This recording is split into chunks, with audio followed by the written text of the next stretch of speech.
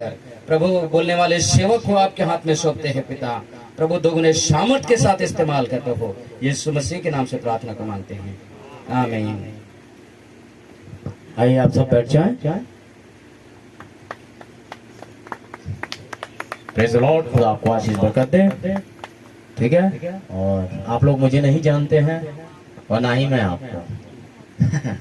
चले आज आप पहले मैं अपने बारे में बताऊंगा। मैं यूपी से आया हूँ, लखनऊ के पास एक जगह है बरेली, वहाँ पर सेवकाई करता हूँ। सो मेरे छोटे झुंड की तरफ से आप सबको जय मसीह की। Praise the Lord. मेरा नाम रॉबिन्सन है और करीब बहुत साल पहले से प्रभु के द्वारा सेवकाई में लगा हुआ हूँ। आमीन। बड़ा अच्छा लगा मुझे आप लोग का स्वागत वगैरह। भाई बता रहे थे यहाँ स्वागत वगैरह हमारे वहाँ नहीं होता ये सब। हाँ, वो कहाँ चक्कर में पड़ेंगे। किसका स्वागत, कैसा स्वागत। बाकायदा आप लोगों ने थीम सॉन्ग्स बनाया। ठीक है, भाई बता रहे थे उधर उड़ीसा साइड और उधर कहाँ आसाम में बड़ा वो लोग गमछा वगैरह डाल करके बहुत ही करते हैं। मैंने तो ठीक है फिर चलेंगे अब की आसाम और उस तरह से ढेर सारे गमछे लाएंगे और वहाँ फिर उसके बाद दुकान खोलेंगे बरेली में। ठीक है ना, और फिर 50-50 रुपये में बेचेंगे। ठीक, तो भाई बहनों का प्यार भी हो जाएगा और बिजनेस भी बढ़ेगा। भाई बता रहे थे ना कि वो सही दिमाग सही जगह लग करके सही चीज को स्पॉन कर देता है। Praise the Lord. बड़ा अच्छा लगा आकर। तो जैसा कि भाई बता रहे थे मुझे आना, अपनी तैयारी करके आया था मैं जैसा भी है, लेकिन वो तैयारी मैंने फिर कमरे में बंद कर दी। भाई ने बताया अभी स्लो मोशन में मैसेज होगा और कुछ नए भाई बहन हैं। सो एक मत्ती का अध्याय बताता है कि अच्छा भंडारी वो है जो अपने भंडार से नई और पुरानी बातें भंडार में से निकालता है। केवल नई नहीं, पुरानी भी। ठीक है ना, तो हमें दोनों तरफ देखना पड़ता है, हमें बैलेंस बना के चलना पड़ता है। एक बार यीशु मसीह ने एक से बात करते समय बोला, एक वो लेडी आई थी ना जिसके बारे में उसने बताया, तो उस औरत से बोला देखो भाई तुम लोग तो कहते हो यहूदी लोग यहाँ पहाड़ पर आराधना करते हैं, ये जो यरूशलेम है ना मंदिर, वहाँ आराधना करनी चाहिए, पर हम तो यहाँ कुएं पे करते हैं भाई। ठीक है ना, ये पहाड़ के नीचे। यीशु मसीह ने भाई ना तो पहाड़ पे आराधना होगी और ना होगी वहाँ मंदिर में यरूशलेम के। आराधना तो आत्मा और सच्चाई से। ठीक है ना, प्रेज़ द लॉर्ड। हो सकता है बहुत जगह मैं गया हूँ, हैं बहुत जगह मैंने देखा वो लोग आत्मा से, बहुत ज्यादा आत्मा से आराधना करते हैं, लेकिन अगर सच्चाई से नहीं करते तो भी बेकार है। हो सकता है आत्मा भरपूर हो लेकिन केवल आत्मा नहीं चाहिए, और हो सकता है कुछ सच्चाई से करते हो, ये भी है। बहुत सच्चाई भरी पड़ी है भाई, ओ ना मैं तो बहुत ही सच्चा हूं, मैं तो छुआ भी नहीं खा सकता किसी से, इतना सच्चा हूं। ठीक है ना, हो सकता है ऐसा भी हो और आत्मा से ना हो, ये भी बैलेंस नहीं है। खुदा को दोनों चीजें कपड़े बराबर चाहिए, सच्चाई भी चाहिए और आत्मा भी चाहिए। बिना आत्मा के सच्चाई कुछ नहीं है और सच्चाई इसके साथ आत्मा कुछ नहीं है, दोनों का बैलेंस बराबर होना चाहिए। ऐसी परिवार में है ना, पति और पत्नी का बैलेंस बराबर नहीं है, वो परिवार का भी परिवार ही नहीं होता। साफ बात। एक औरत के साथ तो रह रहा है, टाइम काट रहा है क्योंकि वो मिल गई है उसको। बहुत सी बार हमारी तरफ ऐसा ही होता है, हैं भाई मेरे को फोन आते हैं, भाई शादी करनी है, एक लड़की देखिए। अच्छा अभी कैसी हो भाई, थोड़ा लंबी हो, खूब गोरी हो। मतलब देखिए वो लड़की से शादी नहीं कर रहा है, वो गोरी से शादी कर रहा है खूब गोरी हो। ठीक है ना, कुछ का अलग टेस्ट है भाई, करीब बीए तो होनी चाहिए और कमाने वाली हो। अब देखिए वो जॉब से शादी कर रहा है, लड़की से नहीं। ठीक है ना, क्योंकि कमा रही है तो करेगा, नहीं कमा रही है तो नहीं करेगा। ठीक है ना, तो उसका जो फोकस है वो कहाँ है ना। लेकिन बाइबल में पति पत्नी ऐसे नहीं बनाए जाते हैं। ठीक है ना, वे एक दूसरे के प्रति इंटरनल इन्वॉल्वेशन होना चाहिए है। वे ऊपर से कैसी दिखती है से नहीं, मतलब अंदर से कैसी है, आपका घर चला लेगी, आपके बच्चों को पाल लेगी, ऐसी होनी चाहिए। कल को दुख तकलीफ हुई आपको और ये गई, ये वाली नहीं चाहिए।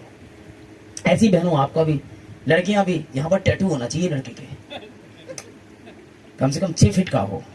वो क्या बात हो अगर यहाँ छोटी सी दाढ़ी हो, वो दाढ़ी और टैटू से शादी कर रही है, लड़के से नहीं है। बस उसका टेढ़ा मेढ़ा गाड़ी देख लिया ऐसा करके, ठीक है ना, थोड़ा कैसे करके लाया क्या पता है, एक बड़े बड़े बाल वैसे करके हेयर बैंड लगाए हुए, बहुत सारे यहाँ चुटिया भी बना लेते हैं। ठीक है ना, हेयर बैंड डाल के। ये चाहिए लड़कियों को, ऐसा दिखना चाहिए, वैसा दिखना चाहिए, है ना। कमाता कितना है तो नहीं पता। कमाता कितना है वो नहीं पता, खाओगी क्या वो भी नहीं पता, समझ रहे हैं? तो याद रखिएगा, मैं भूमिका बना रहा हूँ संदेश की, साथ साथ में ये भी देखिए, टैटू तो एक ही है, मैं मना नहीं कर रहा हूँ टैटू मत देखिए, देख लीजिए, है ना, लेकिन साथ में ये भी देखिए पॉकेट कितनी है। शाम को घर आएगा धनिया ले आएगा, पुदीना ले आएगा, हरी मिर्चें ले आएगा, ये भी याद रखे, क्योंकि ये इसी से पेट भरता है। हाँ, टैटू से पेट बिल्कुल भी नहीं भरता, मैंने देखा है। अगर टैटू से पेट भरता तो मैं पूरा टैटू छपा लेता और बीवी के सामने खड़ा होता, ले पेट भर ले। नहीं भरता है भाई, ना टैटू से पेट भरता है, ना मोटरसाइकिल से पेट भरता है, पेट भरता है कमाने से, जैसा भाई बता रहे थे। अभी हमने पढ़ा आदि में वचन था, आइए शुरुआत में चलते हैं। आज हम थोड़ा सा परमेश्वर के बारे में जानेंगे, ठीक है? ये भाई बहनों के लिए, भाइयों के जो पुराने भाई हैं उन लोग के लिए तो टेस्ट वाला संदेश नहीं होगा, क्योंकि अरे हम तो ये जानते ही हैं, ये बड़ी आफत है, हम तो ये जानते हैं, ठीक है ना? एक बार निकुमुस रात में आए यीशु मसीह के बारे में, बात सुन, मैं जानता हूं तू कौन है। यीशु मसीह खड़ा था, अच्छा तू जानता है? हाँ मैं जानता हूं, चल अच्छा बता। जब तक मनुष्य नए सिरे से ना जन्मे खुदा के राज्य में प्रवेश नहीं कर सकता। अब थे तो गुरु यही खेल गए, इट इज नॉट पॉसिबल। ये कैसे हो सकता है? कोई आदमी बूढ़ा होकर के वापस अपनी माँ के पेट में जाकर के फिर से जन्म ले? ओहो, रॉन्ग थ्योरी। यीशु मसीह ने कहा भी तो कह रहा था सब जानता है? परमेश्वर जहां आपकी समझ खत्म होती है वहां से शुरू होता है, ठीक है? ऐसे ही यीशु मसीह, आप सवाल कुछ करेंगे उत्तर कुछ और देता है। कुछ लोग आए यूनानी, हम यीशु मसीह से मिलना चाहते हैं, पौलुस से आके मिले, फिलिपुस से, वो जाके कह दो मिलने आए कुछ लोग। ये कौन है? पता नहीं कौन है, यूनानी है, कहां से आए हैं, बोले यीशु से मिलने चाहते हैं। तो यीशु मसीह बाहर आए, क्या बोल रहे हैं? जब तक गेहूं का दाना भूमि में पड़कर मर नहीं जाता तब तक अकेला रहता। अरे ये कोई प्रश्न है? हम कह रहे हैं ताजमहल कहाँ है और तुम बता रहे हो यार ये आम देखो है? वो यीशु को देखने आए। तो यीशु मसीह क्या कह रहा है? जब तक गेहूं का दाना भूमि पे पड़कर मर नहीं जाता तब तक अकेला रहता है। देखिए बाइबल सिंबल्स में लिखी है और इसे हर कोई समझ ले तो फायदे क्या। ये कौन है? ये अन्य जाति है। यीशु मसीह उनसे कह रहा है अभी मैं इजरायलियों के बीच में काम कर रहा हूं, यहां नहीं मिलूंगा, लेकिन गेहूं का दाना हूं मैं तुम्हारे लिए। गेहूं का दाना कहां मिलेगा? डेथ में मिलेगा। जब मैं गाड़ दिया जाऊंगा वहां मिलना मुझसे, ठीक है? जब मैं मर जाऊंगा वहां मिलूंगा तुमसे, क्योंकि मरने के बाद इनका काम खत्म, तुम्हारा शुरू है। जब तक गेहूं का दाना मर नहीं जाता अकेला रहता है, और जब बढ़ता है तो बहुत सा, तब मैं तुम लोगों के से बातचीत करूंगा और बहुत सारा फल लाऊंगा। वो सिंबल में था, ठीक है? सारी चीजें सिंबल में है बाइबल में। अब हम देखेंगे सिंबल को कैसे तोड़ा जाए। पहले सुन ले, ताली बजाएंगे।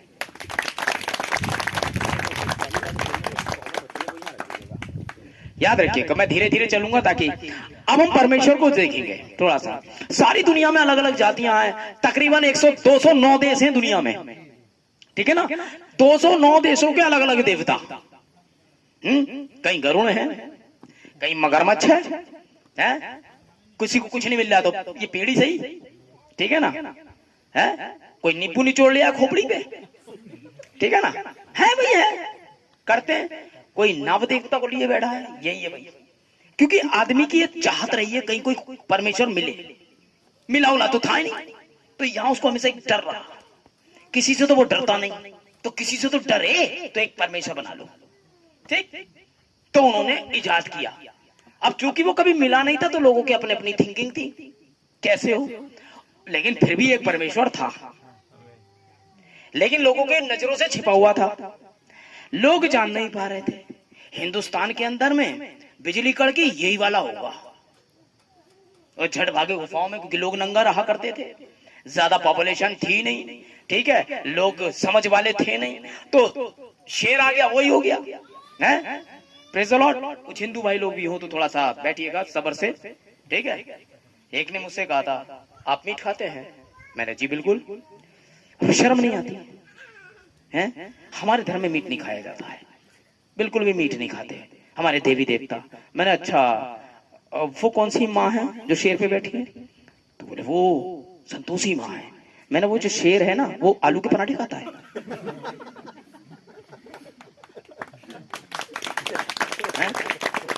जिसपे माँ बैठी है वो क्या आलू के पराठे खाता है?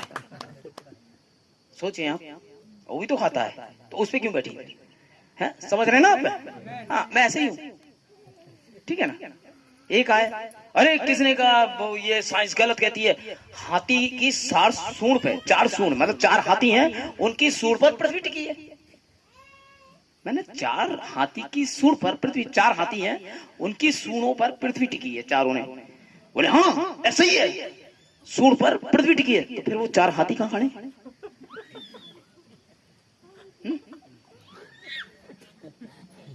वो हवा में है। अरे तो फिर पृथ्वी को ही हवा में रहने दो यार, काहे को उसको रोके पड़े हो? हाथी हवा में 4 खड़े रह सकते, तो पृथ्वी क्यों नहीं? 4 हाथियों ने इतनी बड़ी पृथ्वी को उस पे रोक रखा है। हाथी कितने बलशाली होंगे, हटाओ हाथियों को, हाथी से तो कम वजन हो गया ना इसका, इसको ऐसी हवा में टांगे रहो, क्या दिक्कत है? तो ये चीजें हैं जो आपको पकड़नी पड़ती है। लेकिन अब बताए कौन? उनका तो पैसा चलता है ना इससे, है? आदि में वचन था, आदि कहते हैं शुरुआत को, ठीक है ना। आदि का मतलब हो गया बिगिनिंग, इन द बिगिनिंग, शुरुआत में। शुरुआत में क्या था? कुछ भी नहीं था, सिर्फ वचन था, ठीक है। वचन का मतलब जो मैं बोल रहा हूं, वचन का मतलब शब्द होता है, ठीक है। आदि में शब्द था। उर्दू में देखे तो इब्तिदा, इब्तिदा कहते हैं शुरुआत को। इब्तिदा में कलाम था, कलाम मतलब आवाज थी। इब्तिदा में कलाम था, कलाम खुदा के साथ था, कलाम ही खुदा था, खुदा ही मुजस्सिम हुआ। मतलब जो आवाज थी वही खुदा था और वही बेधारी हुई थी आवाज ही। जब लोगों ने खुदा को जानना चाहा, वो बिजली में खुदा को ढूंढ रहे थे, वो पेड़ों में खुदा को ढूंढ रहे थे, वे पत्थरों में से निकाल रहे थे खुदा को, शायद यहाँ घुसा बैठा होगा। पता नहीं कौन उसको लैट्रिन करके गया था, कल उसे साफ करके आप कुछ भी बना देंगे, ठीक है ना। ऐसा ही था, लोग वही सब कर रहे थे, लेकिन खुदा जनवाना चाह रहा था। उसके प्लान थे कि वो लोगों पर जाहिर हो। उसने दुनिया बनाई है, उसका इंसान जो जिसको उसने बनाया वो उसे जाने। आमीन। 3 उद्देश्य थे परमेश्वर की दुनिया बनाने के। पढ़ देता हूं मैं आपके लिए नबी की कोट से, गौर कीजिए। इस महान रहस्यमय भेद में परमेश्वर का त्रिमुखी, 3-फोल्ड उद्देश्य था। 3 तह में यह उद्देश्य था। इस जगत की उत्पत्ति करने से पहले परमेश्वर के महान रहस्यमय भेद में उसकी त्रिमुखी उद्देश्य था। अब इस सुबह हम जिस विषय पर अध्ययन करना चाहते हैं वह यह त्रिमुखी उद्देश्य ही है। मैं विश्वास करता हूं कि उसकी सहायता के द्वारा वह परमेश्वर यहाँ उपस्थित है, वही से हम पर प्रकट करेगा। यदि उसका यह त्रिमुखी उद्देश्य था, जो हम चाहेंगे कि यह ज्ञात करें कि त्रिमुखी उद्देश्य था क्या। परमेश्वर का जो त्रिमुखी उद्देश्य था, या 3 फोल्ड में जो उद्देश्य था दुनिया को बनाने के लिए, वो क्या था, वो क्या चाहता था। याद रखिएगा, ना तो तारे थे, ना सूर्य था, ना चंद्रमा था, कुछ भी नहीं था पहले, है खाली परमेश्वर ही था। और तब वो परमेश्वर भी नहीं था, क्योंकि परमेश्वर होने के लिए तो कोई ना कोई हो जो उसकी उपासना करे, जो उपासना करेगा उसके लिए वो परमेश्वर बन जाएगा। उस समय परमेश्वर भी नहीं था, क्योंकि कोई था ही नहीं जो उसे परमेश्वर कहता। बहुत सारे गुण उसके पूरे अंतरिक्ष में वो फैला हुआ था, सीमा ही नहीं है वो कहां तक था। जितना वो भारत में उतना ही स्विट्जरलैंड में, जितना स्विट्जरलैंड में उतना ही वो जापान में। लेकिन हमारे साथ ऐसा नहीं है, जितने हम यहां हैं उतने ही यहां हैं, ठीक है। जैसे त्रिएक परमेश्वर के मानने वाले बोले वो तीनों एक ही हैं, पिता पुत्र पवित्र आत्मा एक ही हैं। उसने कहा जिसने मुझे देखा उसने पिता को देखा। मैंने कहा ठीक है, मैंने ऐसे ही सही। मैंने उसने ये भी कहा था पति पत्नी एक होंगे। बोले हाँ कहा था। मैंने कहा मैं आपको देखता हूं, आपकी पत्नी को नहीं। वो कहां है? बोले वो घर पे है। बोले वो घर पे है। मैंने कहा भाई वो जब आपको देख लिया तो उसको देख लिया। तो ऐसा करिएगा, अपने नाम का चेक लिखिए, बनाइए और पत्नी को दे दीजिए। वहां जाके कहिएगा कि मैं आया हूं, मतलब तो चेक हो जाएगा। जैसे मेरी पत्नी जाए और मेरे चेक पर अपने साइन कर दे रॉबिन्सन, और जाके कहे मैं रॉबिन्सन हूं, मुझे पैसा दे दीजिए, दे देंगे, वो उसी के चेक से देंगे। इस मामले में हम अलग अलग हैं, लेकिन एक का मामला एक विचार से है। हम विचारों में हम साथ रहते हैं, साथ खाना खाते हैं, हमने एक सौजा। याद रखिएगा जो शादी होती है हमारी वो कॉन्ट्रैक्ट मैरिज होती है। पता आपको शर्तों पे शादी करते हैं। यहाँ पर मैं कुछ वायदे कराऊंगा, मैं कुछ कराऊंगा, तो ये क्या है? वायदे हैं, ये क्या है? शर्तें हैं। देखो भाई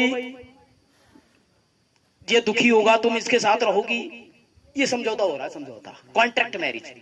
हाँ रह लूंगी। देख भाई कल को चोट लग जाएगी, गिर गया पैर में, छोड़ के तो नहीं जाएगी। अब यहाँ कंफ्यूज, पैर में चोट लग गई, हाँ कहूं कि नहीं कहूं, करनी तो ही। क्या पता ना भी लगे, हाँ रहूंगी, ये कॉन्ट्रैक्ट है। अब उससे हो रहा भाई सुन, कल ये गरीब हो जाएगा, नौकरी रही नहीं रही, प्राइवेट जॉब है, चला गया, लाले पड़ गए, फिर क्या करेगी, रहेगी साथ में। अब फंस गई हूं तो फंस गई हूं, 4 लोग तो खड़े ही हैं, हाँ करूंगी, है ना। तो ये है कॉन्ट्रैक्ट, ऐसे करोगी और ऐसे नहीं करोगी, समझ रहे ना, इसे कहते कॉन्ट्रैक्ट मैरिज। ऐसी परमेश्वर ने मनुष्य को बनाया, हमें एक कॉन्ट्रैक्ट करेगा आपके साथ, 3 फोल्ड में। कैसे, आदि में वचन था, अब वो प्लान करेगा, दुनिया बनाने का प्लान करेगा, क्योंकि वो खुदा है और वो खुद इंजीनियरिंग नहीं दिखाएगा, स्पोकन वर्ड में पावर है, जो वो बोलेगा वो अस्तित्व में आ जाएगा। इतना ज्यादा शक्तिशाली है वो, उसकी शक्ति को नहीं आंका जा सकता। आमीन, प्रेज़ द लॉर्ड। उसे ये नहीं करना है, वो कभी हार नहीं सकता, उसका प्लान कभी नहीं हार सकता, वो हार ही नहीं सकता। ठीक है, उनने आपको जगत की उत्पत्ति से पहले देखा था और आज आप पैदा हुए हो। समय उसके लिए कुछ नहीं है, आमीन। सारा समय उसी में से निकलता है, उसी में चला जाता है, वो अनंतता है। पैदा कभी हुआ नहीं था, मरेगा वो कभी है नहीं, अकेला रहता है, कुछ है ही नहीं। जिसने जो मान लिया उसके लिए वो वही है, ठीक है। उसे कोई नाम देने वाला है ही नहीं, कौन नाम देगा, वो था ही, वो तो सर्वदा से है, पैदा किसी ने उसे किया नहीं। एक महाशक्तिशाली खुदा खुद उत्पन्न हुआ था, कैसे हुआ नहीं पता, मरेगा भी कोई अंदाजा ही नहीं है। तब उसने सोचा मैं अपने जैसे कुछ को बनाऊंगा। देखिए पहला उद्देश्य क्या था उसका। पहली बात यह, परमेश्वर स्वयं अपने आप पर लोगों पर प्रकट करना चाहता था कि वो क्या है, यह दिखाना चाहता था। वह ऐसे एक महान यहोवा परमेश्वर के रूप में समस्त स्थान, समय और अनंतता को घेरे हुए था। वह ऐसा नहीं कर सकता था, वह ऐसा नहीं कर सकता था। वह लोगों पर कभी भी प्रकट होने के लिए अत्यंत महान है। वो इतना महान है, सारी दुनिया में फैला है, और आप एक छोटे से छोटे हैं, और इतनी महान चीज है जैसे कि एक पूरे समुद्र को एक गिलास में डाल देना, ये संभव है? समुद्र में से थोड़ा सा पानी आप इसमें ले सकते हैं, सारा समुद्र नहीं। इसलिए सारा खुदा आप पर प्रकट नहीं हो सकता था। वो बहुत महान है आप पर प्रकट होने के लिए, वो तो केवल छोटा सा अंश आप पर प्रकट करेगा अपना, और वही छोटा सा अंश ही आपके लिए बहुत बड़ी चीज है। आपकी लाइफ 70 साल है, 80 साल है। जिस समय वो आपको पृथ्वी पे भेजता है, तब ये कहता है, जैसे मुकेश लाकड़ा, तुम पृथ्वी पे जाओ। मुकेश लाकड़ा जैसे ही कहा खुदा ने पृथ्वी पे जाओ, मुकेश लाकड़ा यहाँ है, और जब तक खुदा वापस आएगा मुकेश लाकड़ा की वो सीट है। जैसे ही परमेश्वर यहाँ से यहाँ मुड़ेगा वापस, वो बच्चे पैदा करके दादा बनके, लकड़ दादा बनके यहाँ बैठ चुका होगा। परमेश्वर इतनी देर में वहां तक पहुंचेगा। जब तक, समझ रहे हैं मैं क्या कह रहा हूं? क्योंकि हमारी गति और खुदा की गति में अंतर है, उसकी स्पीड और हमारी स्पीड में अंतर है, और उसके जीवन और हमारे जीवन में अंतर है। उसका एक पल का मतलब है, आप पैदा हो चुके हो, आपने नौकरी कर ली, आप शादीशुदा हो गए, आपके बच्चों की भी शादियां हो गई हैं, अब मेरा वक्त आ गया, आप यहां से निकल गए। ये परमेश्वर के लिए सेकंड था। आमीन। तो उसे जानने के लिए ये जरा सी बुद्धि थोड़ी ना काम कर जाएगी। आगे बढ़ता हूं। वह लोगों पर कभी भी प्रकट होने के लिए अत्यंत महान है, क्योंकि वह ऐसे में ये बात और भी रहस्यमयी हो जाती कि महान अस्तित्व जिसका कभी कोई आरंभ नहीं था। जब आप सैकड़ों लाखों प्रकाश वर्ष की दूरी पार कर लेते हैं, तो आप अपरिमितता, अनंतता में प्रवेश कर जाते हैं। केवल वही महान अस्तित्व था और वह अभी भी वहीं पर है। वो महान अस्तित्व ऐसी जगह पे रहता है जहां ना टाइम की शुरुआत है ना टाइम का अंत है, अनंतता है। अगर आप यहाँ से स्पेस की दूरी से भी जाएं, क्योंकि ये करने के लिए आपको सूर्य की गति और ये सब पार करना पड़ेगा, जिसको हम प्रकाश वर्ष कहते हैं। आप हजारों करोड़ों प्रकाश वर्ष पार चले जाएंगे तो आप सीमा रेखा में जाएंगे, लेकिन ऐसा करने के लिए आपके पास उतना जीवन नहीं है कि आप अनंतता तक कैसे पहुंचे। लेकिन खुदा ने एक प्लान बनाया है, जैसे भाई बता रहे थे, हर चीज का एक उद्देश्य है, और ये एक उद्देश्य है 3 फोल्ड में, कि आप अनंत जीवन कैसे पाएंगे। परमेश्वर चाहता है, उसकी मेन प्रॉब्लम, मान लीजिए आज अंडे की भुर्जी बनी है ना भाई, भुर्जी बनी, भाई बोले भुर्जी नहीं बनेगी भाई, मैं उबला खाऊंगा। उसी अंडे से भाई का उबला हुआ बन गया। भाई बोले नहीं भाई मैं ऑमलेट खाऊंगा, एक ऑमलेट बनाया। कितनी चीजें बनी ऑमलेट से? 3, एक भुजिया, एक ऑमलेट, एक उबला, ठीक है ना। अच्छा इसका अंत क्या है? खा जाओ, और तो कुछ नहीं है, यही तो था। चिकन फ्राई, चिकन बटर, फलाना मटर सब, लेकिन अंत क्या है? खा जाओ। पर्टिकुलर इसका अंत होता है खा जाओ। ऐसे ही परमेश्वर ने दुनिया बनाई। सारे भगवानों को लोग क्यों पूछते हैं? जीवन के लिए। अंत क्या है? ये हमें बचा लेंगे। जब हमारी मृत्यु हो जाएगी और जब हम मर जाएंगे तो हमारे लिए कुछ आइडिया होना चाहिए। हिंदू लोगों का ये है भाई, कर्म करे जा, फल की चिंता ना कर, भगवान देगा। मोमडन का भी यही है, उन्हें भी ये लगता है। यहाँ बांधा बम, 2 मिनट में 72 हो रहे, क्या पता 72 चुड़ैल भी ना मिले। अरे भाई एक आए थे, बोले भाई बहस चालू, और बहस में कौन बैठा है एंटी मैसेज वालों को? हैं? मैंने ऐसा है, आप दूसरों को बता रहे हो भाई हमारे यहाँ अल्लाह की राह पर शहीद होने वालों को होरे मिलती है। ऐसा करिए, आप पहले निकलिए, मेरा फोन नंबर ले जाइए, और जब 72 मिल जाए तो मुझे फोन करिए। मिल गई हैं, आ जाइए, हैं? अगला बम मैं बांधूंगा, पर पहले तुम जाओगे। मैं यहाँ से गया, वहां ना मिली तो मैं तो पहली बार आ रहा हूँ। अब यहाँ भी तो मैं आया, 4 टुकड़ा कहाँ है तो मुझे क्या पता कहाँ है। तो भाई ने मेरा मार्गदर्शन करा भाई ऐसा, लेकिन ये तो पहले यहाँ आ चुके थे ना, देख चुके थे। अब इन्होंने, अब ये नहीं होते, ये आप में से कोई होता तो पहुंच जाता यार। मैं दिल्ली गया, दिल्ली से ट्रेन ली, अब मैं तो झारसुगड़ा भी आ गया, और आगे कैसे जाना है हमें नहीं पता भाई कैसे जाना है। तो अभी झारसुगड़ा से वापस लौट गया होता मैं, भाई जैसे भी हो घर निकल लो। हाँ ये तो मरवा देंगे। वहां आते ही पता चला कोई सुंदरगढ़ आई है, एक और फोल्ड। तो मैंने टेम्पो पकड़ के सुंदरगढ़ के लिए रवाना हुआ। ठीक है, सुंदरगढ़ पे पता चला कि एक भाई आएगा ऑटो से लेने, अभी 30 किलोमीटर और जाना है। फिर झटका लगा, है यही है। ऐसे ही बाइबल में है, थोड़ा ये करो यहाँ तक आओ, फिर ये करो यहाँ तक आओ, फिर उसके बाद एक ऐसी मंजिल आपको मिल जाएगी जो अनंत है। आज मैं उस जगह पे जब मीटिंग होनी थी आ गया, लेकिन मैं एक प्रोसेस के तहत आया हूँ। ऐसा नहीं था, खुदा ने ये लगाया झारसुगड़ा, यहाँ गए और झारसुगड़ा में आ गए भाई, प्रेज़ द लॉर्ड। ऐसा नहीं है, एक प्रोसेस है मेरे यहाँ का। कैसा प्रोसेस है? मुझे झारसुगड़ा की तैयारी करनी थी, टिकट लेना था, ट्रेन में बैठना था। ट्रेन मुझे कुछ निश्चित स्थानों तक लाएगी, वहां से फिर मैं अगली यात्रा करूंगा। लेकिन झारसुगड़ा अगर कहीं है तो प्रोसेस बिल्कुल ठीक है। और बाइबल में 90 प्रोसेस हैं जिनके थ्रू आप वहां तक पहुंचेंगे। सेवक लोग प्रोसेस होते हैं। खुदा तक आना कहाँ है भाई? कोई खुदा नहीं है तो फिर ये नहीं है। और जब मैं चला तो रास्ते में पत्थर लगा, झारसुगड़ा 300 किलोमीटर, तो मुझे राहत आई, 300 हो गया। नेट पे भी देखता जा रहा था मैं, अब ये वाला निकल गया, अब ये स्टेशन अब रह गया 20 किलोमीटर। तो मील के पत्थर झारसुगड़ा नहीं होते हैं, जो वो लगे होते हैं ना, झारसुगड़ा 40 किलोमीटर, मील का पत्थर कहते हैं उन्हें, रास्ते पे लगे होते हैं, जो वो आपको रोड पे देखा होगा, बोर्ड भी लगे होते हैं। तो ना तो वो बोर्ड झारसुगड़ा है, लेकिन वो झारसुगड़ा के बारे में बता रहा है, ना वो पत्थर झारसुगड़ा है, वो झारसुगड़ा के बारे में बता रहे हैं। कहीं झारसुगड़ा है तो पत्थर है, कहीं उड़ीसा है तो पत्थर है। आमीन, प्रेज़ द लॉर्ड। और हम आगे बढ़ते जा रहे हैं। आखिरकार जो पत्थर कह रहे थे झारसुगड़ा इतने किलोमीटर में, फिर झारसुगड़ा में होता हूं तो पत्थर इंडिकेट हो जाते हैं। जो पत्थर कह रहे थे बिल्कुल ठीक था, वो बोल नहीं रहे थे, फिर भी झारसुगड़ा के बारे में बता रहे थे, और वो झारसुगड़ा में था। आमीन। अगर कोई झारसुगड़ा नहीं होता तो वह पत्थर भी नहीं होता। पत्थर है तो झारसुगड़ा है, अगर नबी है तो बाइबल है। आमीन। अगर परमेश्वर है तो कहीं स्वर्ग है, अगर कहीं स्वर्ग है तो कहीं तो कुछ है। तो प्रोसेस यही रहेगा, आपको स्टेशन वाइज स्टेशन आना होता है।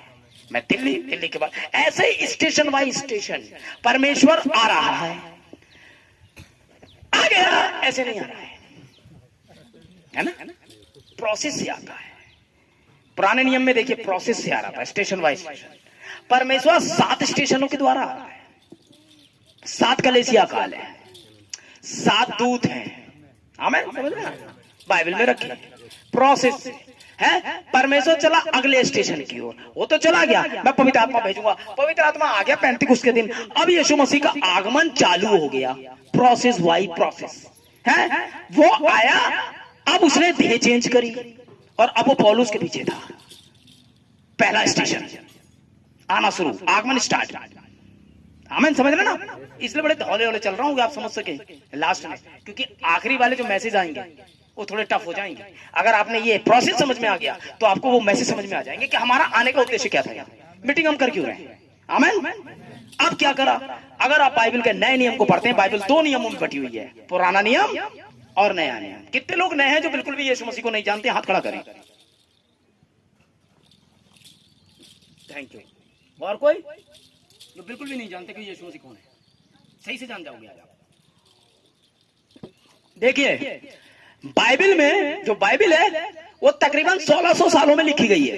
कितने, याद रखिएगा, 1600 सालों में लिखी गई। इसे लिखने वाले 40 व्यक्ति हैं लगभग, ठीक है। कितने राइटर जो है इसके 40 हैं। ये 40 एक दूसरे को नहीं जानते हैं। कोई झारसुगड़ा में जन्मा है तो कोई बरेली में, नहीं जानते थे ये। लेकिन इन्हें लिखवाने वाला जो आत्मा था वो एक ही था, इसलिए बाइबल का एक भी वक्ता एक दूसरे का विरोध नहीं करता नजर आता है। ये 40 है और 40 एक दूसरे को नहीं जानते थे, अलग अलग काल और अलग अलग समय में पैदा हुए हैं 1600 सालों में।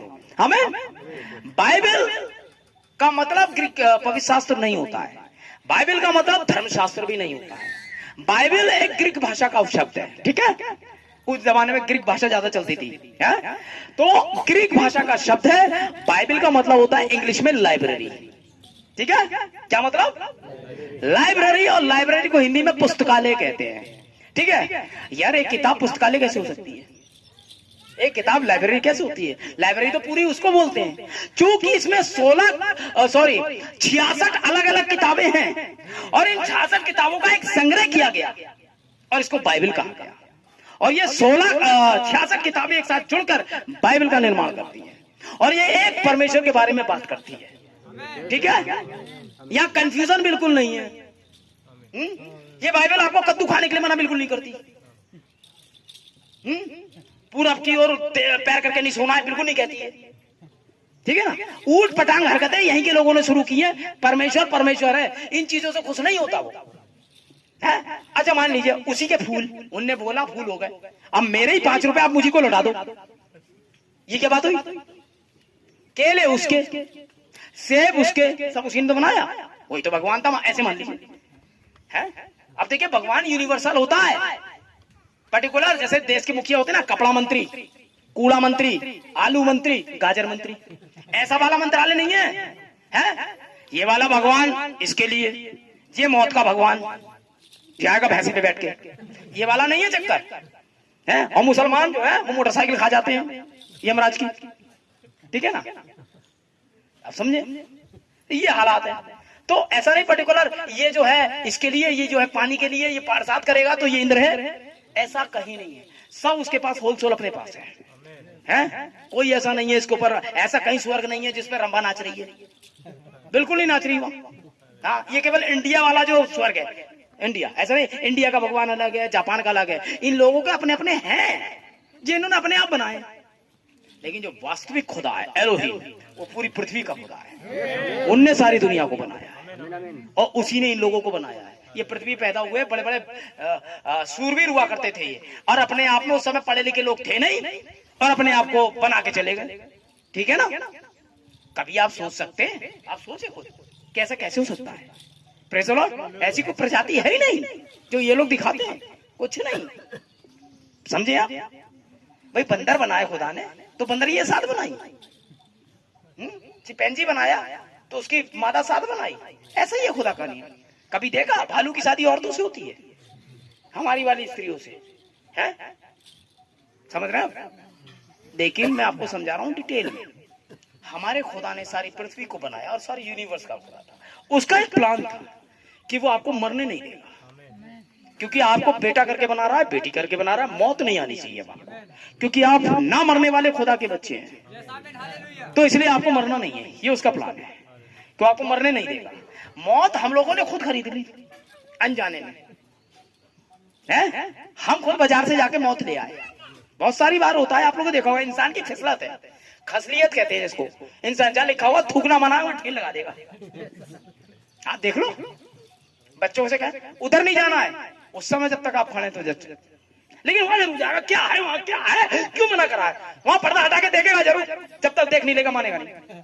ये मानव टेंडेंसी है कि वहां जहां जाने के लिए मना किया जाए वो करके मानता है।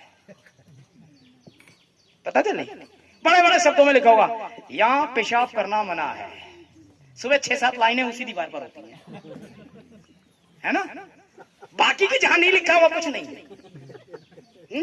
इंसान की फितरत है, क्योंकि दीवार पर कुछ भी ना लिखे, लिखा होता है दीवार पर कुछ नहीं लिखना, इस दीवार पर कुछ नहीं लिखना, कुछ ना लिखने के लिए भी कुछ लिखना पड़ता है, समझे आप? कुछ ना लिखे इसके लिए भी कुछ लिखना पड़ता है। ये इंसान है, ऐसे ही है, इसलिए हौले हौले समझा रहा हूं आप समझिए।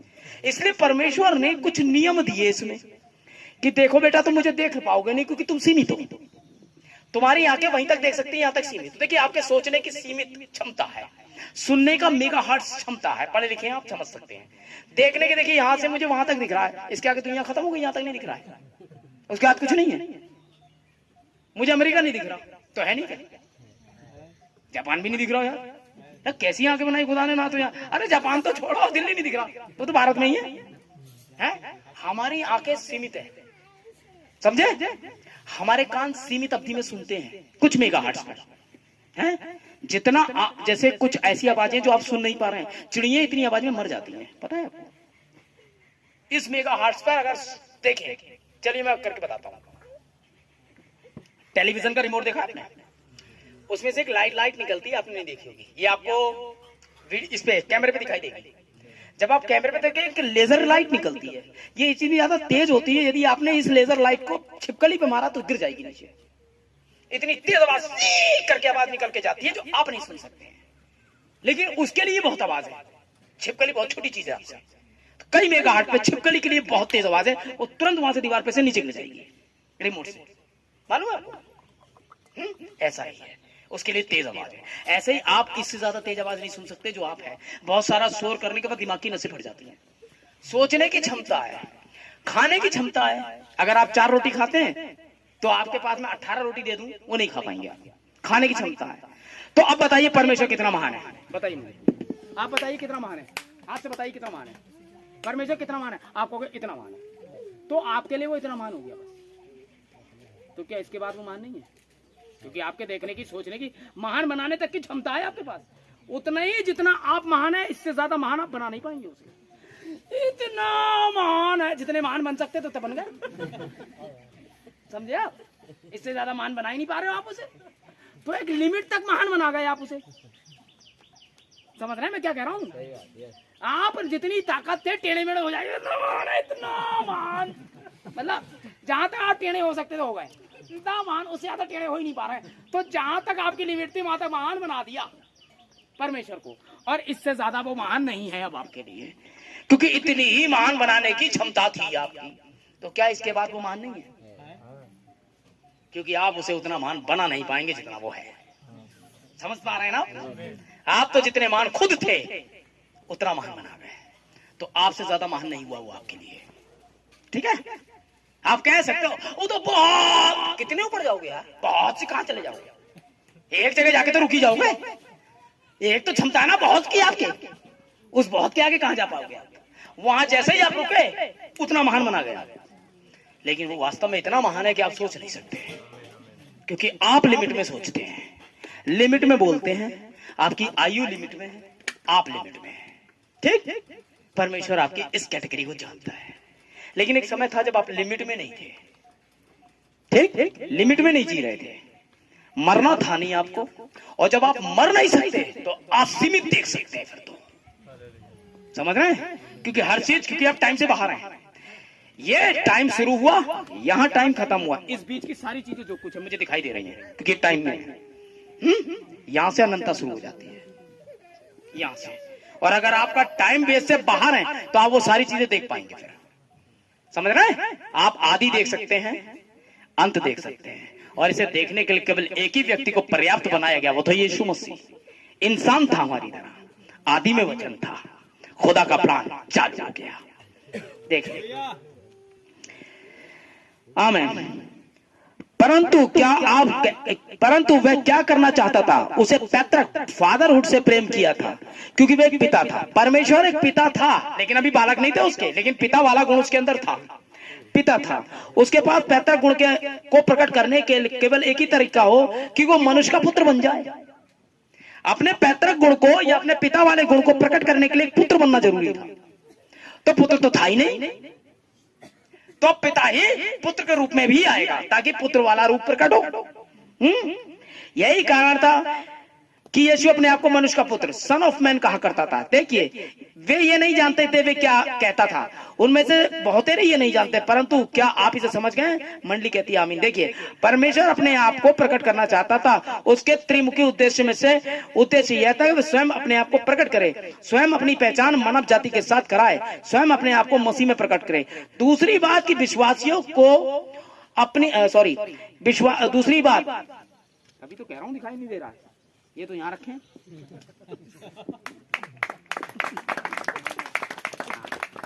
आप दिखाई दिया यहां से भी।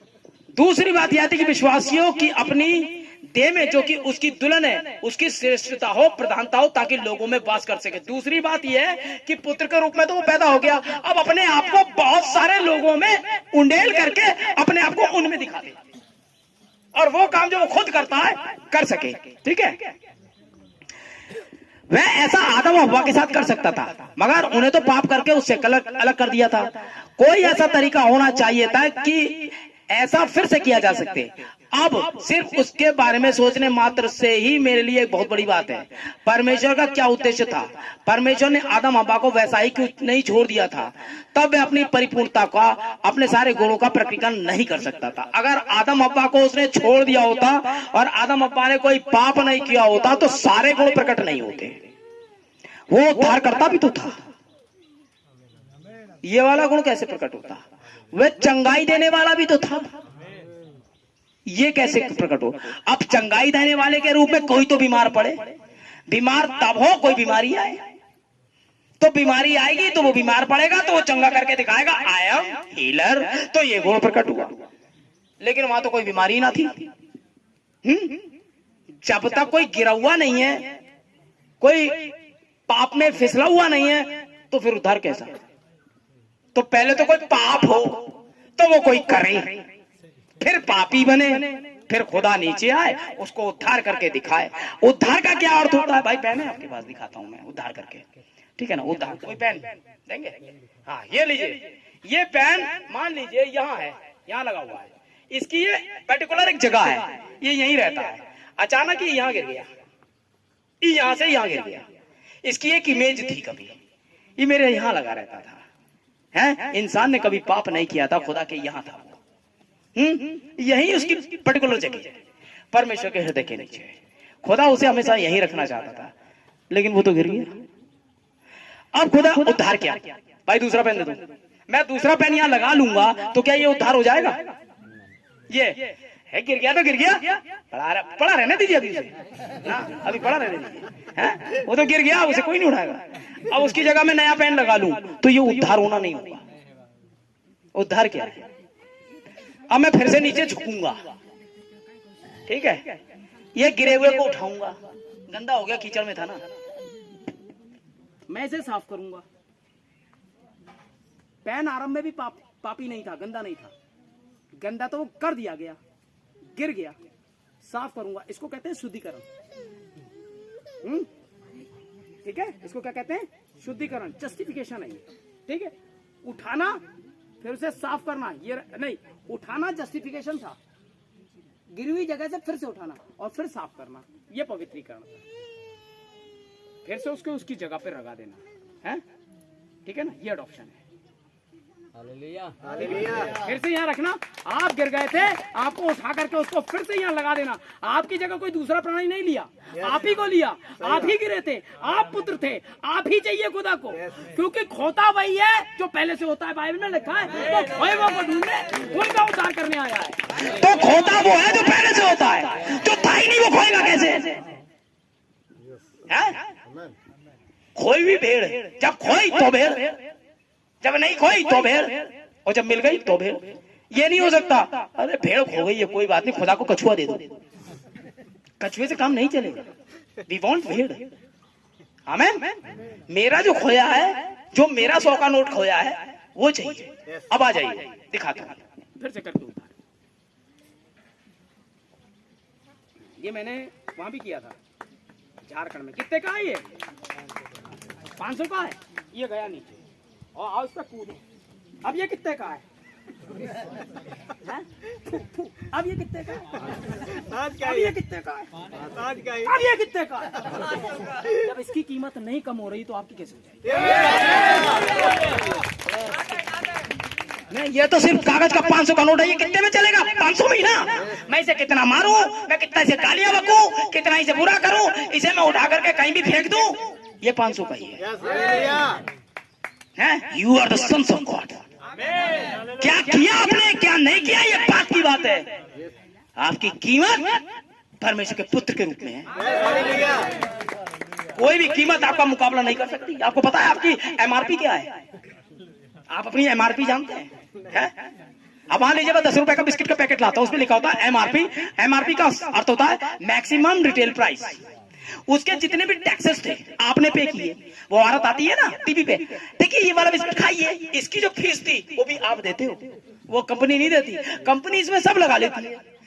इतने की लागत, इतना कपड़े, इसकी जो छपाई का खर्चा इतना आया, जो वो ले गई लड़की दिखा के ये बिस्किट खाइए, इसको भी हमने दिया, इसका सारा कैलकुलेशन लगाकर अब वो 10 रुपए का बना पैकेट। माल उसके अंदर 4 रुपए का हो भले, लेकिन वो 10 रुपए ले रहे हैं आपसे। उस पर लिख दिया मैक्सिमम रिटेल प्राइस। अब आप उसे 50 रुपए में खरीद लोगे? नहीं खरीद सकते ना। अब वो 5 रुपए में बेचेगा नहीं, तो मतलब 10 रुपए उसका रेट है। आपकी कीमत क्या है? ना तो आप उससे कम में खरीदे जा सकते हो, ना उससे ज्यादा में।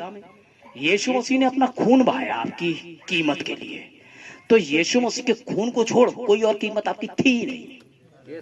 राइट प्राइस फॉर योर, आपका सही दाम यीशु मसीह का लहू है। आमीन, प्रेज द लॉर्ड। मैं उसी परमेश्वर के बारे में बता रहा हूं जिसने आपको खरीदा, क्योंकि आप पाप में चले गए तो पाप हुआ कैसे ये भी बताता हूं। है, आइए आपका प्राइस देखते हैं। लैब अवस्था निकालें।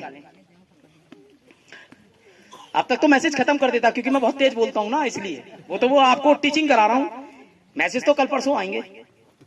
लैब अवस्था पर आइए। थोड़ी देर गर्मी में बैठे, खुदा इसका बेनिफिट जरूर देगा आपको। लैब अवस्था निकाल लिया आपने? 27 पर आइए। यूसुफ कितने पैसे में बिका था? 20 चांदी के सिक्कों में। क्यों बिका था देखें। आइए 5वां पद पढ़ते हैं, 27 का 5वां। और आपको ये बता दूं, ये विशेष संकल्प की विधि है।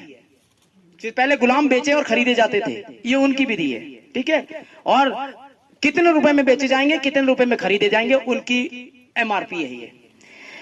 5वां पद, और यदि उसकी अवस्था 5 वर्ष व उससे अधिक और 20 वर्ष से कम की हो तो लड़के के लिए 20 शेकल और लड़की के लिए 10 शेकल ठहरे।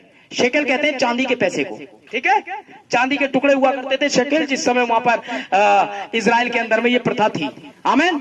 अगर लड़का बेचा जा रहा है और 5 साल से ऊपर का है, 20 साल या 20 साल से कम का है, तो 20 रुपए कह दीजिए, 20 रुपए या 20 शेकल में बिकेगा। और अगर लड़की है तो 10 शेकल में बिकेगी। 10 चांदी के टुकड़ों में लड़की जाएगी, ठीक, गुलामी के लिए, है, बेचा जाए। हाँ, ध्यान दें। और आगे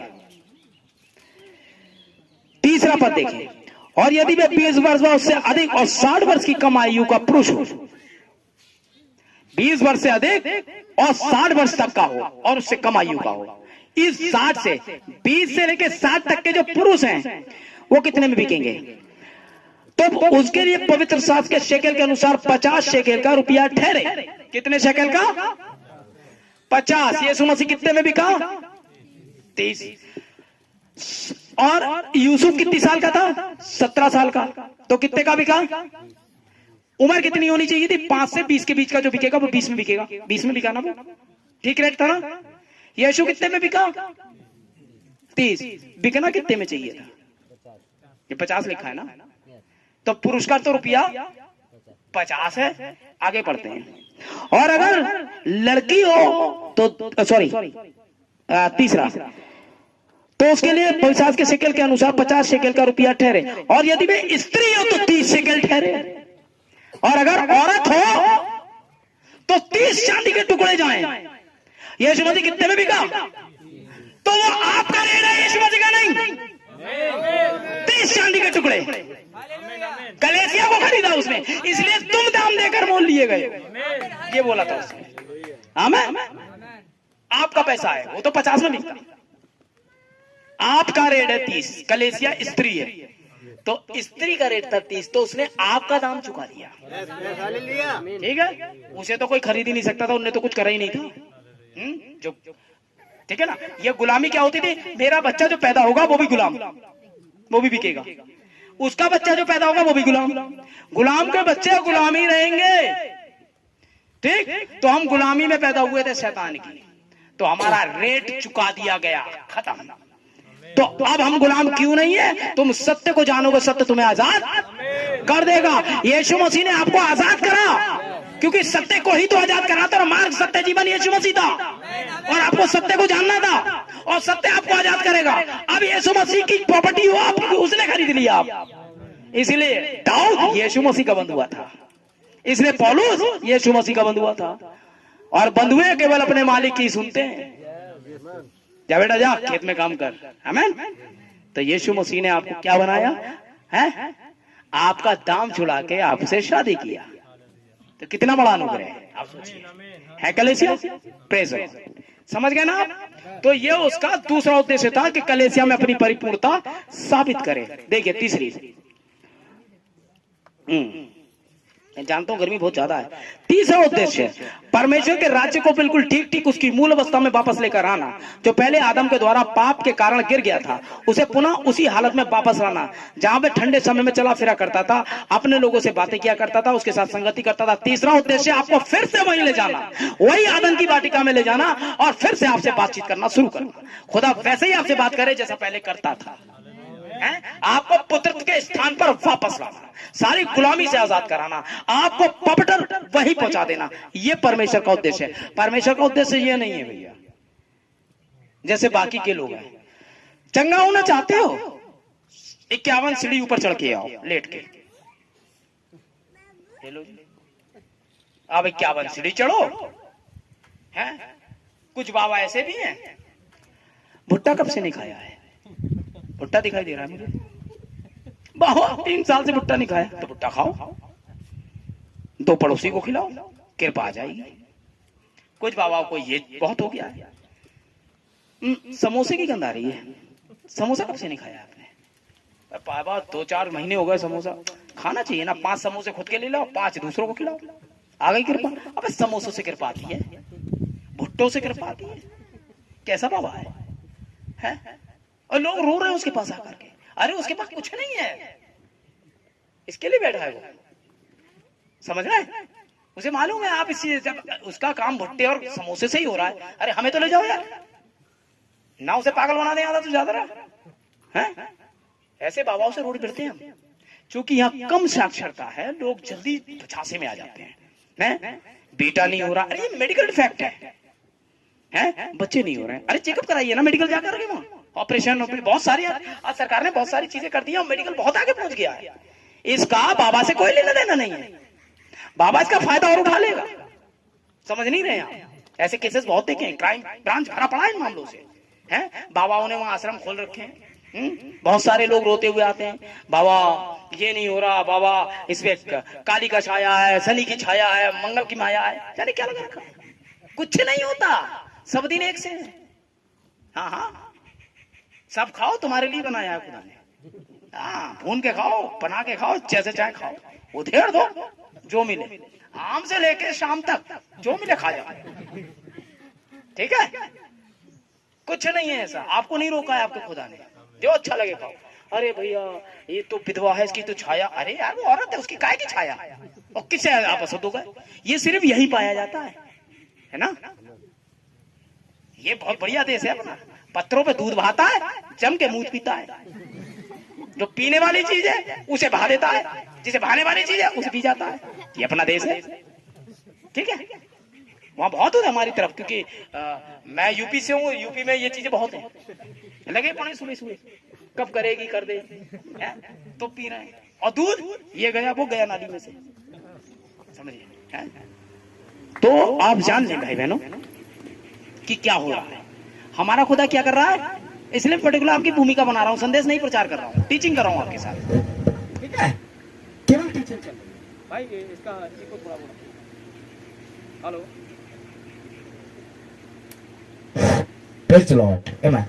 टीचिंग। अब आदि में परमेश्वर था अकेला, आमेन, कुछ भी नहीं था। अब फिल्म चलती है शुरू, आमेन। मैंने एक बार एक फिल्म के बारे में बताया था ताकि मैं बहनों तक पहुंच सकूं। बेचारी चूल्हा चौके से ज्यादा जाती नहीं है ना, तो इसलिए दिक्कत हो जाती है उनके साथ, है ना। हमारे भाई लोग भी हैं, शादी कर रहे हैं, उन्हें लगता है वॉशिंग मशीन आ रही है हाथों वाली, है। अरे भाई वॉशिंग मशीन नहीं ला रहे हो, बाइबल ने आदम को हव्वा दी थी, वॉशिंग मशीन नहीं है। जल्दी जल्दी धो के लाएंगे, है ना, चल मेरे कपड़े धो, नहीं। वह आपका पार्टनर है, वह इसलिए आपको दिया गया है आप उसके साथ और वो आपके साथ सहजता से चल सके, ठीक है ना। रोज लड़ाई झगड़ा तो ऐसे तो अकेले रहते तो ज्यादा अच्छा था, है। रोज लटे वो सोच के आ रहे तेरे बाप ने दिया क्या मुझे दहेज में, यही करते रहिए सारी चीजें, हैं। हम भी देखेंगे आप अपनी वाली को कितनी दे देंगे, ठीक।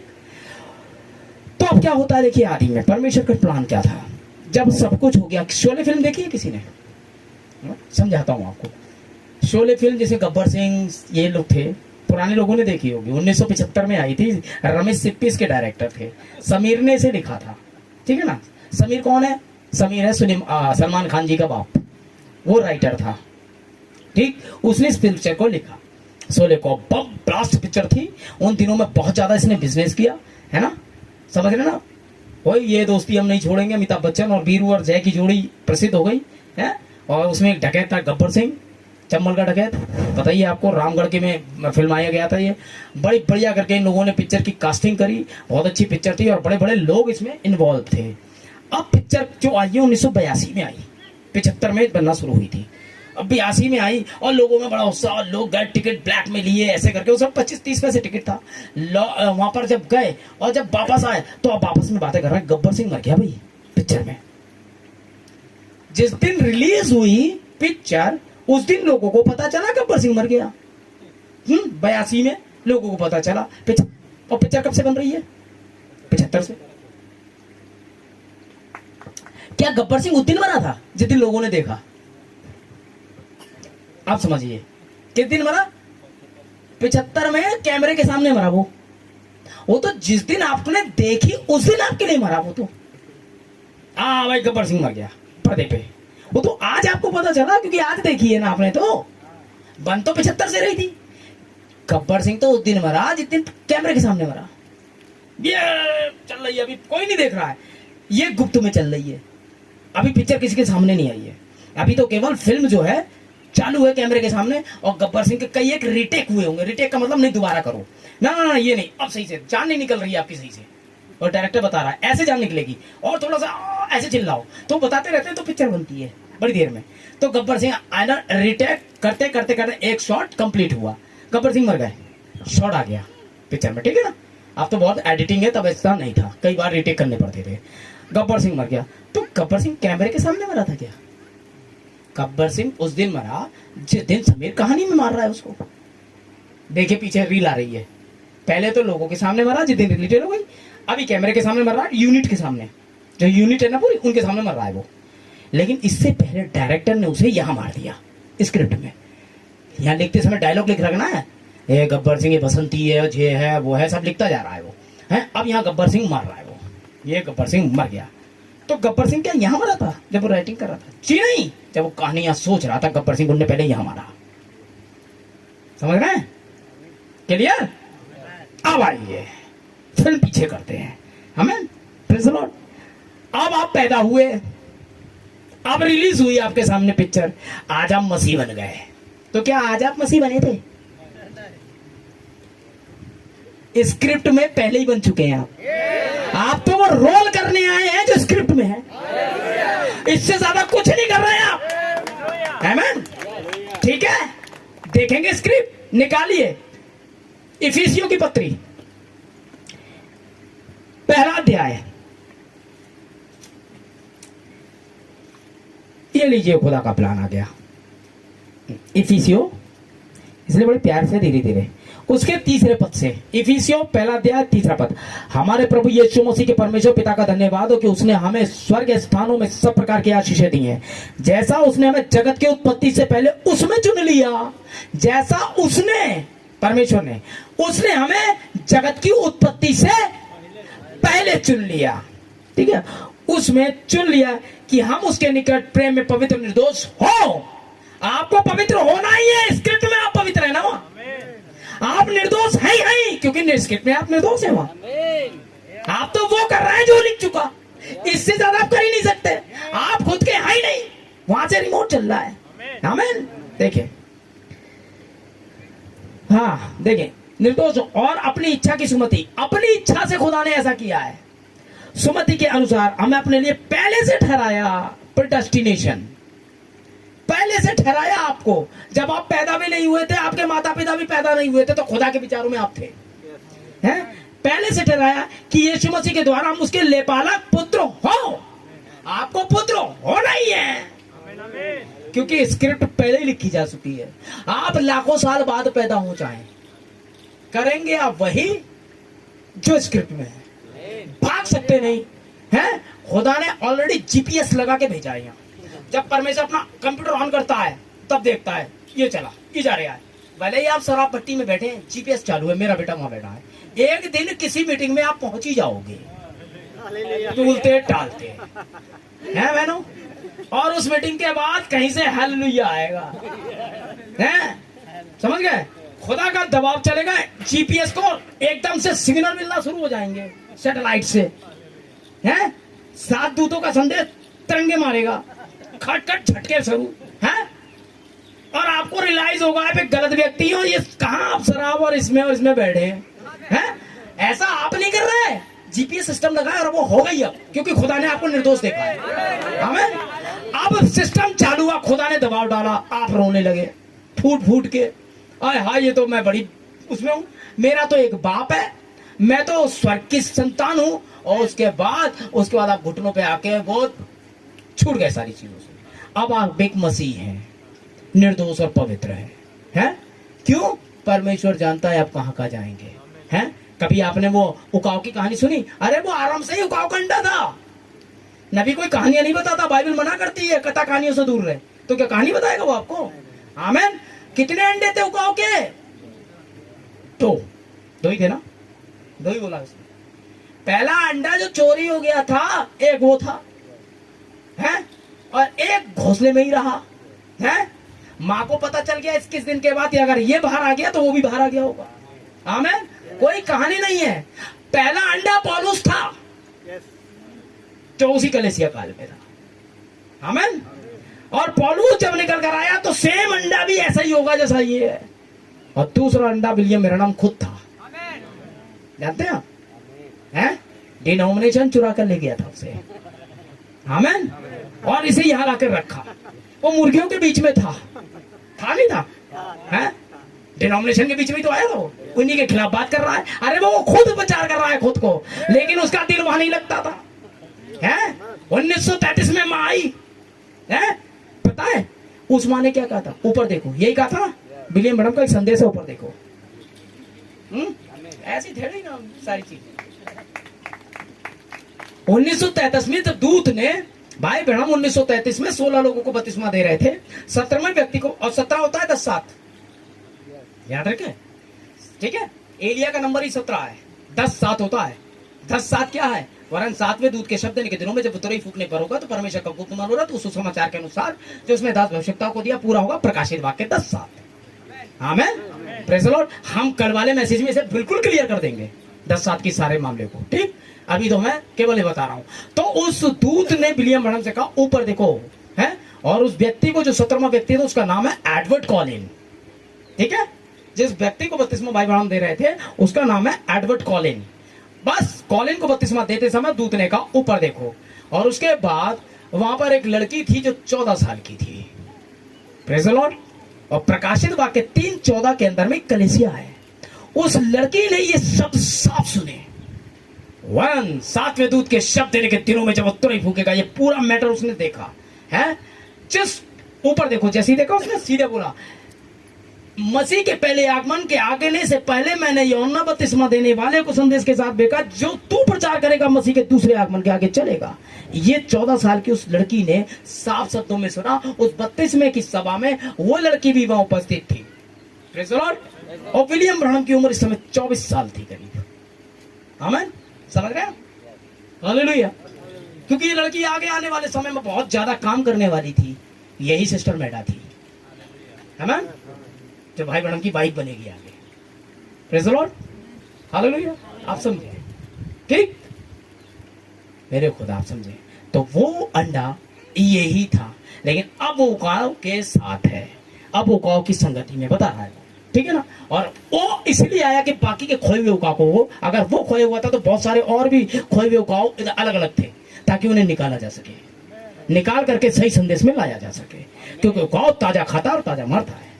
Praise the Lord. बासी खाना कभी नहीं खाता, वो तो गिद्ध खाता है, सड़ा हुआ।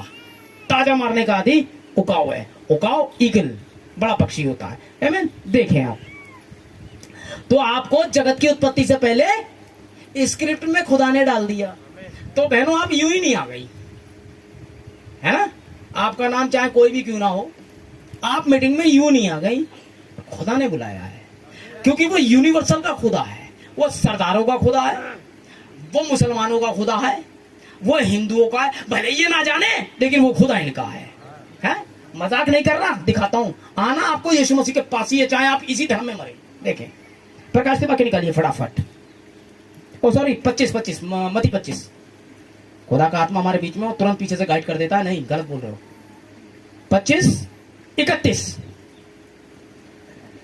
जब मनुष्य का पुत्र अपनी महिमा में आएगा, सब स्वर्गदूत उसके साथ आएंगे, तो वह अपनी महिमा के सिंहासन पर विराजमान होगा, और सब जातियां उसके सामने इकट्ठी की जाएंगी। सब जातियां, क्या शर्मा, क्या परमा, क्या मोहम्मद साहब, क्या ये सब जातियां उसके सामने इकट्ठी की जाएंगी।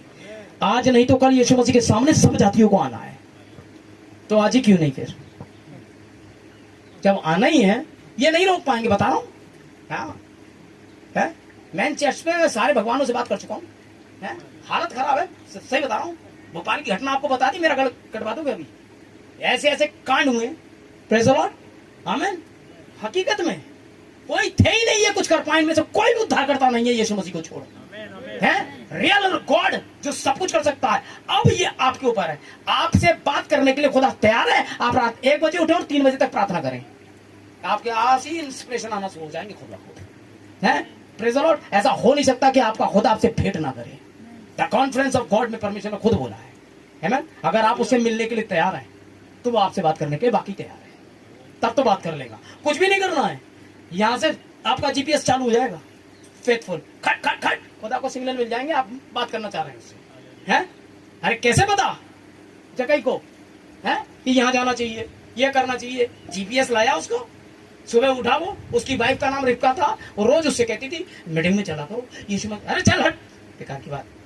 वो था टैक्स कलेक्टर, है जो हमारे यहाँ टैक्स, इनकम टैक्स के वो थे ना ऑफिसर, वो था वो वहाँ, है कर लेता था, चुंगी लेता था, है आने जाने वालों से। उनका सरदार था, ऑफिसर था भाई। मती उसी के अंडर में काम कर रहा था, ठीक है। वो गेट पे खड़ा होकर लेता था सारी रिपोर्ट, और पार्ट टाइम रेस्टोरेंट चलाता था।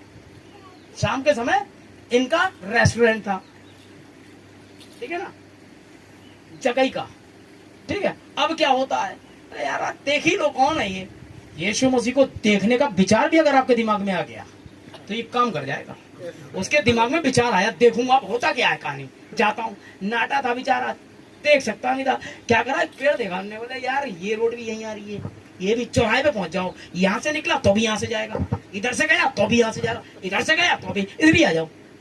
पता होना चाहिए ये है चौराया, कहीं से भी हो यहाँ मुलाकात हो जाएगी। अब ये है। और उनने फिर नगर निगम टैक्स वो लगाता था कूड़ा डालने के लिए, वो रखे उसने ड्रम, उन पे चढ़ गया पेड़ पे, बोला अब यहीं से आऊंगा। यीशु मसीह जानता था ये देखना चाहता है, क्योंकि वो वचन है, वचन दोधारी तलवार से अधिक चौका और बार बार छेदता है, मन की भावनाएं जान जाता है। खुदा को पता था ये यहाँ से मुझे मिलेगा। पेड़ के नीचे रुका, विश्वास कहाँ जागा उसका, सीधे आया, पत्थर के मुस्कुरा, बोला जगह नीचे आ जाओ। यार जगह नीचे आ जाओ, यार मुझे कैसे जानता है ये, केवल जानता नहीं नाम से जानता है, जगह नीचे आ जाओ। यीशु मसीह ने कहा जगह ही नीचे आए, बोले घर पे चलना है, तुम्हारे घर पर है आज डिनर, क्योंकि भाई रेस्टोरेंट था ना वहाँ। यीशु मसीह ने कहा आज तेरा सही से हो जाएगा, यहाँ निकल। तो सारी टीम पहुंच गई भैया वहाँ, और जगह ही ने फटाफट बीवी से कहा भाई कहाँ है नौकर होगा, जल्दी करवाओ यार, यीशु मसीह आए। अब यीशु मसीह ने रिपेंट के लिए नहीं बोला उससे, तो ये कर वो कर कुछ नहीं, बस यीशु मसीह का आना ही आपके जीवन में बहुत बड़ी बात है। सब कुछ अपने आप होता है, बस यीशु मसीह आ जाना चाहिए। वहां आया, जगह के अंदर से रियलाइजेशन शुरू हुआ, बोले देख प्रभु मैंने उस आदमी से डबल ले लिया, तो लेना नहीं चाहिए था यार, चल मैं उसे दुगना कर दूंगा, इसकी जमीन हथिया ली, ये भी वापस कर दूंगा, उसका लिया है मैंने 2 गुना, उसको 4 गुना दे दूंगा, ये वादा करा खुदा। यीशु मसीह तेज जैसे बोले आज आया इस घर में होता है, यीशु मसीह आ गया तो ये पर्टिकुलर आपके साथ होना शुरू हो जाएगा। किसी के भी 2 रुपए आपके पास आने नहीं चाहिए, और आ गए तो आप बिलीवर नहीं थे। बिलीवर को कर्जे में नहीं रहना, याद रखिएगा। किसी के भी रैप्चर से पहले अपने कर्जे हटाइए। हाँ ये बात और है, आपने कार ले ली और दे रहे हैं, और रैप्चर, अरे तो गाड़ी तो छोड़ के जा ही हो गए, अपने गाड़ी ले जा, बाकी तो हम दे चुके हैं, यहाँ तक कि हमने निपटा दी है, इस महीने की हम दे आए और हम परसों जा रहे हैं, और आधी कीमत रह गई गाड़ी, तो भाई आधी हम दे गए, आधी गाड़ी ले जा, हमें कहाँ चल रहे थे, हम तो गए, समझ गए। तो इस बात की चिंता ना करें, मकान यहीं रह जाएगा अगर आप EMI पे ले चुके हैं। कर्जा है भाई, ओए बहुत सारे लोग टेंशन में, भाई कह रहे हैं यार रैप्चर में नहीं जाएगा जो कर्जे में, ना ना ना, मकान ले गए, मकान तो नहीं ले जा रहे, अरे कब्जा कर ले हमारे बाद तू, हम तो जा ही रहे हैं, हमारा क्या है भाई, हालत तुम्हारा ये सब कुछ हमारे जाने बाद। अब मकान तो छोड़, हम तो अपने कच्चे बनियान भी छोड़ जाएंगे, कपड़े छोड़ जाएंगे, दाढ़ी बनाने का सामान छोड़ जाएंगे, सब ले ले, क्योंकि हमें तो किसी चीज की जरूरत है नहीं। वो आपको वापस ले जाने आ रहा है मसीह, इसी देह में आप बदल जाओगे, इन्हीं डेट्स में बदलोगे, इन्हीं दिनों में, क्योंकि अब ज्यादा दिन नहीं है आपके पास। ये अंतिम चेतावनी है, अगली मैसेज में देखेंगे। मसीह का मुख्य उद्देश्य है आपको उठाए, साफ करे, आपको पोजीशन में ले जाए और स्वर्ग वापस ले जाए, क्योंकि आप ना मरने के लिए पैदा हुए हो, इसलिए आप नहीं मरोगे।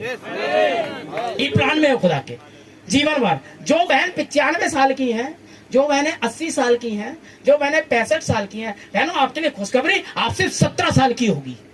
क्यों होगी? क्योंकि 17 साल में लड़की सबसे ज्यादा अपने एक्टिव पावर में होती है, उसके अंदर जवानी आ रही होती है, ठीक है। इसी एज में वापस लौटाएंगे, भले ही आप 95 साल के होके मरे, आपकी देह बदल जाएगी, खुदा आपको वो लौटा देगा जो आपका सबसे बेस्ट था। प्रिय भाइयों, हेमन, हमारे भारत में 18 साल लड़की की शादी की उम्र है, और परमेश्वर कानून से कभी नहीं खेलता, याद रखिएगा, है। तो स्वर्ग में भी आप 18 साल की होंगी। Praise the Lord. भाइयों आप 21 साल होंगे, 21 या 20 साल के होंगे, यही एज है। वापस खुद आपको इस एज में बदल देगा, और आप फिर जिएंगे ना, तो कभी आप मरने वाले हैं, क्योंकि मरना वहां ही नहीं है। यदि वहां पर हम देखेंगे तो बिल्सुस भाई के जितने बाल गिर गए, एक भी ऐसा नहीं होगा जो वापस ना आए, सब लौटाएगा खुदा। जो वो 18 साल की उम्र में खो चुके हैं, कुछ भाई ऐसे जिनके दांत ही नहीं रहे, लेकिन आपके सारे दांत आ जाएंगे भाई। जो बच्चा 10 साल का है, वो भी उस समय 20 साल का होगा। लड़की है तो 18, लड़का है तो 21 साल का। Praise the Lord. खुदा आपको लौटा देगा जवानी। ये हम बाइबल में देख चुके हैं, सारा बदल गई थी, है। 100 साल की गुड़िया कैसे बदल गई थी, ये बात का मैटर है, फैलाएंगे नहीं, ठीक है। तो अब ये देखिए, आप पूरी फिल्म में पूरी तरीके से सेट है। मरना आपको है नहीं भाई बहनों, ठोक करके खाइए, पाप मत करिए, हैं। पाप क्या है? पाप अविश्वास है। खुदा के कहे गए कलाम पर अविश्वास मत करिए। अगर आपने ये अविश्वास करा तो सीधे सीधे आप वो औलाद नहीं है, आप परमेश्वर की संतान नहीं है, ठीक। और अगर आप सचमुच में विश्वासी हैं तो अपने बीच में आप चंगाइयों को भी देखेंगे, ठीक है, होंगी भी, ठीक है। दुष्ट आत्माएं भी निकलते देखेंगे, लंगड़ों को चलता हुआ देखेंगे, अंधों को आते देखते देंगे, इवन मुर्दों को जिंदा होने का अधिकार आपके पास है। अगर आप परमेश्वर के पुत्र से धीरे धीरे चल रहा हूँ, आप समझे कि खुदा है क्या। खुदा एक ऐसी महान पावर है जो अपने जैसे बच्चे चाहता है, आमीन। और वो आप हैं। वो बिल्कुल भी नहीं चाहता आप 51 सीढ़ियों पे चढ़े। खुदा को खुश करने के लिए आप काला बकरा चढ़ाएं, साथ में बोतल लाएं, क्योंकि खुदा तो ये खाएगा नहीं, तिलकधारी खाएगा खाली। वो कह रहा मैं नहीं खाता हूँ, लेकिन पीछे से खाएगा, है ना। वहां पीछे आपको क्या पता वो काला बकरा खा गया है, आपने तो खाया नहीं। खुदा नीचे आके खाने वाला नहीं, तो कौन खा गया? आमीन। Praise the Lord. करोगे सनातन केवल एक ही धर्म है, वो है खुदा का धर्म, इस्राएल के परमेश्वर का धर्म। उसने एक कौम चुनी थी इस्राएल, उसने दिया खुदा को धोखा, उसने जेंटाइल्स के पीछे पड़ा, उसके बाद अन्य जातियों में से आपको बचाया है। इसलिए आप विश्वास करें, बपतिस्मा लें और उद्धार पाएं, क्योंकि जो विश्वास करेगा और बपतिस्मा लेगा उसका उद्धार होगा। बपतिस्मे का मतलब होता है मसीह के साथ गाड़ा जाना और उसके साथ जीवन बिताना। प्रेज़ द लॉर्ड, हालेलुया, आमीन। तो याद रखिए भाई बहनों, हमारे पास एक खुदा, उसकी एक प्लानिंग है। आदि में वचन था, वचन खुदा के साथ था, वही वचन देहधारी होकर यीशु मसीह के रूप में हमारे बीच में आया हमारे लिए, ताकि अपने आपके सारे पापों को अपने ऊपर ले ले और क्रूस पर मर जाए और मरकर तीसरे दिन वो जी उठा, ताकि आप सबको भी जिला उठाए। क्योंकि जो आत्मा यीशु मसीह में था उसको मरे में से जिलाया, वही आत्मा तुम्हारे अंदर है, तुम्हें भी जिला उठाएगा। बस यही है धर्म का सार, अंत में जीवन पाना है। पहले क्या था, अंडा खाना है, आमीन, ऐसे ही जीवन पाना है, लास्ट ये है। अब आप कैसे पाओगे, आप देखो हैं। मैं तो धर्म के लिए जान दे दूंगा। देखिए, जो धर्म आपके लिए जान तो दे सकते हो, लेकिन पुनरुत्थान में नहीं ला सकता वो धर्म आपको पुनरुत्थान में नहीं ला पाएगा, लेकिन मसीह धर्म आपको पुनरुत्थान में लाता है। मसीह धर्म इस जीवन के बाद की बात करता है। आपके लकड़ दादा फक्कड़ दादा कोई क्यों ना हो, मर गए, एक दिन वो अपने फिर से जीवित होंगे और फिर से न्याय पर आएंगे, क्योंकि सब जातियां उसके सामने इकट्ठी की जाएंगी। ये वो समय होगा जब वाइट थ्रोन जजमेंट होगा, तब परमेश्वर आपके लकड़ दादा को इस बात की सजा भी देगा कि उन्होंने क्या जिया था। क्योंकि हर एक व्यक्ति की एक जीवन की किताब है, और जो किताब में लिखा है उसके अनुसार उसे दंड दिया जाएगा। आमीन। स्वर्ग वास्तविकता में है और नरक भी वास्तविकता में है, ठीक। सच्चे सेवक भी वास्तविकता में है, तो झूठे सेवक भी वास्तविकता में है। एक सचमुच का शैतान है, तो एक सचमुच का परमेश्वर भी है, आमीन। एक झूठ मूठ की परमेश्वर की सेवा है, तो एक सचमुच की भी परमेश्वर की सेवा है। झूठ मूठ की चंगाइयां हैं, सचमुच की चंगाइयां हैं। एक वास्तविक क्या कहते हैं उसे, विपक्ष और पक्ष दोनों होते हैं। यदि आपके पास कोई रात नहीं है, तो फिर आपके पास कोई दिन भी नहीं है ना। कोई अच्छे दिन का आप आनंद ले, आपके पास एक रात होनी चाहिए। यदि आप पहाड़ों का आनंद लेना चाहते हैं, तो आपके पास प्लेन होना चाहिए, ताकि आप प्लेन में जाकर जब पहाड़ पे जाते हैं तो मजा आता है। हाँ, ये पहाड़ है। ये प्रतिकूलित विचार होते हैं, समझ रहे हैं। इससे पहले कोई अच्छी वस्तु आपके पास हो, एक बुरी वस्तु आपके पास होनी चाहिए, नहीं तो आपको कैसे पता चलेगा अच्छी क्या होती है। इससे पहले कोई सच आपके पास हो, आपके पास झूठ होना होता है ना, तब आपको पता है ये सच होता है। परमेश्वर हमारी प्यारी बहनों को इसलिए रखता है कि ये अच्छी बहनें हैं। क्यों अच्छी बहनें? क्योंकि कहीं बुरी बहनें भी हैं। कोई एक बुरी स्त्री होनी होती है जिससे ये साबित हो जाए कि अच्छी कैसी होती है। एक बुरा आदमी होना होता है जिससे ये साबित हो जाए एक अच्छा आदमी क्या होता है? एक ढोंगी खुदा होना होता है ताकि ये पता चल जाए एक सच्चा खुदा क्या होता है। Praise the Lord. बहुत देर हो रही है, खुदा आपको आशीष दे। बाकी बातें शाम को होंगी।